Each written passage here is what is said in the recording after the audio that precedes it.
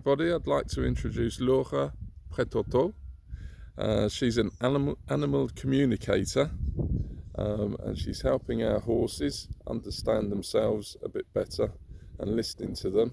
And she's a new partner, and she's going to introduce herself, and I'll ask a couple of questions. So firstly, Laura, qu'est-ce que c'est votre passion? Tu peux expliquer votre passion pour les chevaux? Alors ça a commencé étant enfant, quand j'avais 5 ans. Super. Pourtant dans la famille personne ne fait de cheval, absolument personne. Et j'ai toujours été émerveillée devant un cheval.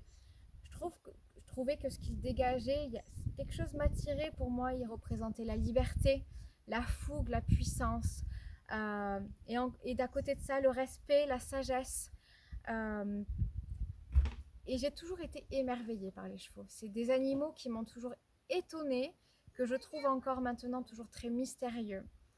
Et plus tard, bon, bien sûr, je suis montée à cheval. Et après, par la suite, bien plus tard, j'ai eu mes propres chevaux. J'en ai 3. Et c'est une expérience absolument extraordinaire. Parce que chacun d'entre eux est très très différent dans sa façon d'être. Et chacun a quelque chose à apporter. Voilà, ils sont... quand on veut vraiment les écouter, quand on veut vraiment les entendre, ils ont tellement de choses à nous apprendre, tout le temps. Merci Laura. Et deuxième question, ouais, c'est pour expliquer votre philosophie pour communiquer avec les chevaux et l'importance de ça.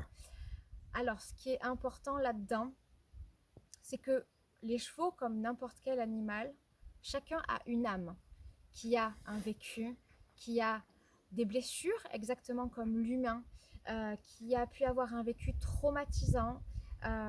Et ils ont beaucoup de choses à nous apprendre. Ils communiquent exactement comme nous. Voilà, ils parlent. Ils ont beaucoup de choses à nous apprendre, beaucoup de choses à nous raconter. Oui. Et quand je vais vers eux, je sais que j'aime beaucoup y aller avec cette notion de respect. Je ne veux jamais leur imposer les choses. Quand je leur demande de partager avec moi leur vécu, je formule ma phrase toujours en disant « Veux-tu bien me parler de toi ?» Je leur laisse le choix. Je n'y vais pas comme ça, franco, en leur disant « Parle-moi de ça. » Voilà, c'est eux aussi ont ce besoin d'être respectés parce que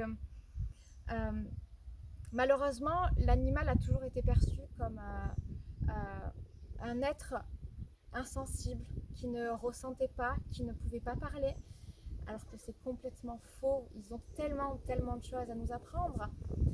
Ils peuvent nous apprendre des techniques de guérison, ils peuvent nous apprendre à communiquer avec tout ce qu'il y a là-haut, ils peuvent nous parler de l'écologie, de ce qu'on pourrait faire pour améliorer les choses, pour prendre soin de la terre vraiment, en la respectant, en faisant les choses en conscience.